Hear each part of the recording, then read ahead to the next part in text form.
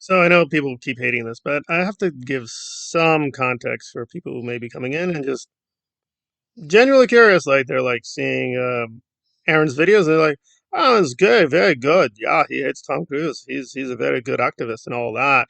What's your problem? What's you osa. Huh? Well, where to even begin? Now, okay, so let me be as fair as possible. Usually, when you make accusations that X or Y is a grifter, grifter man, grifter woman, con man, con artist, the burden of proof is on you to provide receipts. I've done that now in dozens and dozens of videos, so I don't know what people keep asking. What's the problem with Aaron's? Oh, the lying, stealing, grifting, abusing, manipulating, breaking the law, etc., etc., etc. And most recently, and again, we don't know for sure, can't confirm 100%. It seems very obvious he's paying people off to do propaganda for him from a alleged charity. What kind of charity do you know just pays people to do propaganda for them online? It doesn't sound like a charity. Anyway, so now let's hop to Miss J, someone who Aaron targeted, as well as Apostate Alex. Both of them are activists in the UK. Miss J was modding for Apostate Alex's channel, but she's taken a step back. But she's still doing videos exposing Aaron and his grift. So this is where Marilyn Honey gets into the situation, and I can confirm parts of the story that Miss J is telling you, but again, be careful here that receipts are not as strong. So some of this is speculative. Again, I don't distrust Miss J, but again, to be fair to Aaron, right, if someone were to ask, well, where is the actual evidence with a capital E? I think the evidence is there. You have to piece it together, but it does take a lot of work. So what basically Miss J is saying, and I can confirm part of this, is that Aaron had a huge hatred for Apostate Alex, as well as Miss J, and wanted to either minimize them or get rid of them. And Miss J says it's because Zero Dark Tony, who's this kind of right wing entertainer, who was also in Scientology, but it wasn't very long, it was very brief. And for whatever reason, at least initially, Aaron and him got along very greatly. That I can confirm that ZDT and Aaron were very friendly at the initial stages. And ZDT was putting out these videos attacking Chris Shelton, Tony Ortega, just a lot of Aaron's enemies, a lot of behind the scenes cloak and dagger stuff. This is when Aaron was still with the whatever criticisms you have. It is a legit charity, the Aftermath Foundation. Now it's called the Mike Rinder Aftermath Foundation. So anyway, so that's the relationship, and Miss J is adding some because there were a few missing pieces I was puzzling over. So she's saying that ZDT basically told Aaron that Apostate Alex had no credibility, and then Aaron turned against him. But I think it's sort of like Aaron just didn't like the guy to begin with. And my own theory would be he just does not like any competition. He does not want anyone to be close to his stature. He does not want anyone not under his control. So it'll be interesting with Streets LA, who now technically has way more subscribers, how Aaron in the long term is going to get along with him. I don't think that's going to happen. I think they are going to eventually fight one another. He just cannot stand not having as much power as other people. I mean, with certain people, he has to work under them. He has no choice. But if he can help it, he will always try to be the dominating influence. At least that's my theory. So what happened? Well, apparently the word was put out. It was never official, but Goldie, who was modding for Aaron, this is a few years ago, and not just Aaron. I remember this very clearly. Goldie was modding for almost every major channel, including Render, the Headleys, and other people. So she was doing gatekeeping. Now, I will say for myself, again, I can only testify for what happened with me. And this is, I don't know if I had the exact same handle. I know for this channel, it's the same handle, but a slightly different handle from my other channel. And it was friendly. I mean, my experiences with Goldie were never negative. She was very positive, and she wanted to promote the channel, saying, "Oh, you're doing anti-Scientology. Please leave your channel name." And I was trying to be humble, saying, "Oh, I don't want to do that." So my own experiences with her were very positive. She seemed to be a very, very right, enthusiastic person. However, I did see some red flags that sort of told me something weird is happening to Aaron, or he's going to go down a certain road. I've covered this in other places. I don't want to become the whatever main character syndrome.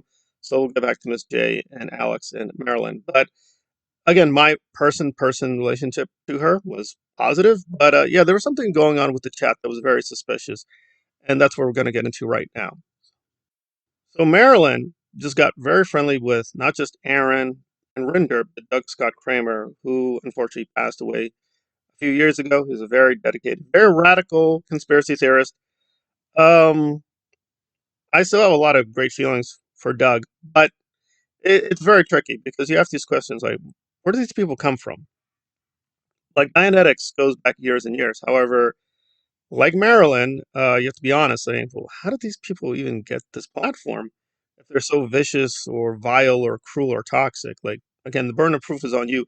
How do you explain that? And as much as I blame Aaron for many things, and he deserves that blame, believe me, I can provide receipts for almost everything I'm saying about Aaron. But with Marilyn and Dianetics, being honest, it really is Doug. Doug was, for whatever reason, very inclined towards them and gave them both a platform, did interviews, showed them in a very positive light, and I cannot escape this. So I'd have to also be honest that I don't think Doug was unaware that the story they were selling was untrue, at least to some degree, because I'm just finding a lot, and I mean a lot of evidence that shows that even from the beginning, Marilyn and Dianetics were not telling the truth. So knowing how dedicated a researcher Doug is and was, I got to put two and two together. He either hand waved their lying or just said, "Well, yeah, that's fine, but we're on the same team." Not the anti-Scientology team, but this is very extreme conspiracy theorist community, which fine, that's its own thing. It's mixed in with anti-Scientology. I've already gone through with that with other people. I don't want to bore people again, but we'll do more on that. But again, that was its space, and apparently Marilyn was willing to play ball because she doesn't really do much extreme conspiracy theory. But hey, that's what she does. She just pretends about everything. So anyway, Marilyn pretended to be Doug's friend. At least I can say Dianetics and him did seem to have some relationship, but with Marilyn, it does seem all phony. So apparently, Aaron convinced Doug to also sideline and minimize Alex, which was a little weird because Alex was instrumental in Doug getting his channel back. So it's just very strange. If you go back to the older videos, him and Alex are fine. There's an interview with him and Alex, and they seem perfectly fine. But apparently, all these behind the scenes things were happening.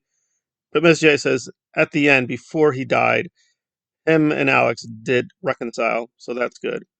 So where does this leave us? Again, the question is receipts. Can we prove definitively that Marilyn is a backstabbing moron and just a toxic grifter?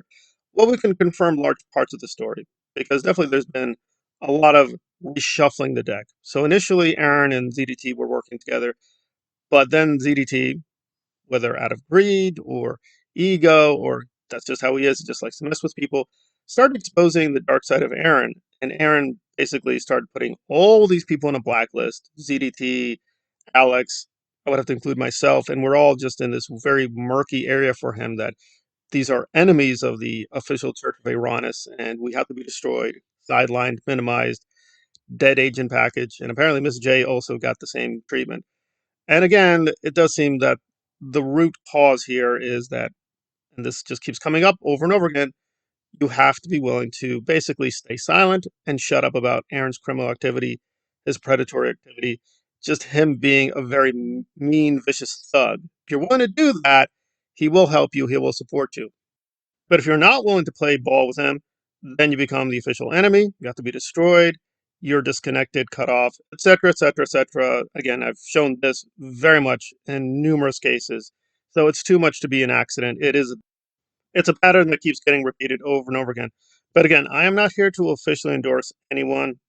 I will recommend channels if you want, like KT Pita, Riddle Knows did a very funny video on DOA, Dant, and so on and so forth. But again, that's on the strength of receipts. So I think Miss J does a good channel. But again, being brutally honest, we have to have receipts to persuade someone. So you'll have to decide for yourself if this account is very persuasive. I think there's a lot of supporting evidence with Marilyn that she is what she is. She's a toxic grifter and will backstab you in 2 seconds. And she is just here to, as much as she keeps vehemently denying it, she is here to get, again, not a lot, but a little bit of money and a little bit of clout.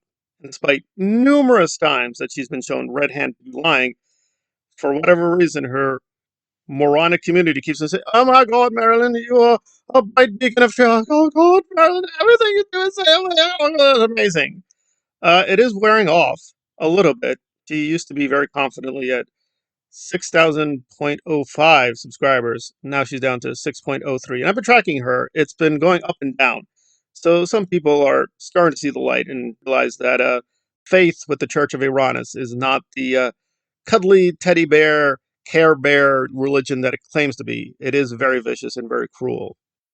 It is just a mafia in disguise. And either you play ball with the mafia or you don't. But either way, Aaron wants his will to be done. So, again, we can't confirm everything with this account, but we can confirm large parts. And it is a very disturbing portrait of an egomaniac who just wants to control a movement. And he's getting some pushback, and he's getting much more crazy and much more desperate. And there we are.